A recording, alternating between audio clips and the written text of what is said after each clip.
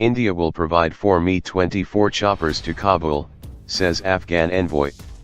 India will underwrite the delivery of 4 gunship helicopters by Belarus to Afghanistan ahead of the war-torn country's spring fighting season, the second time New Delhi has supplied lethal military equipment to Kabul. Afghanistan, Belarus, and India inked a trilateral pact for the refurbished Mi-24 helicopters earlier this month, Afghan Ambassador Shaida Abdali said in an interview on Monday. "We recently were able to sign a trilateral MoU. India will be paying for the 4 Mi-24s, which will be delivered in the next few months. All the 4 helicopters will be paid for by India," he said. Afghanistan has a 4-year military transition plan backed by the US to modernize its air force, but the country reached out to India for assistance in acquiring some helicopters needed immediately for counter-terrorism operations. India has been kind enough to agree to that request. Afghanistan will have ready helicopters that will be used in the coming season, Abdali said. India supplied 4 Mi-24s to the Afghan Air Force during 2015-16, marking a significant shift from its earlier reluctance to provide lethal military equipment.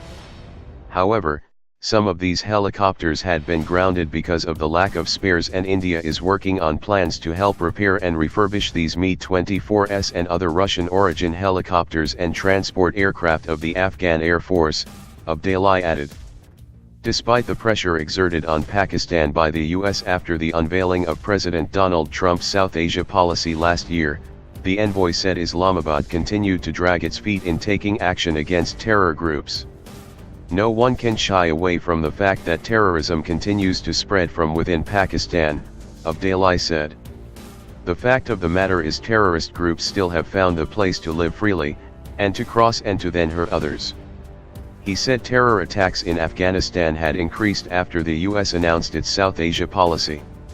"More terrorist activity has just one message for me personally, to look at this as if it's a no to a call that don't use terrorism.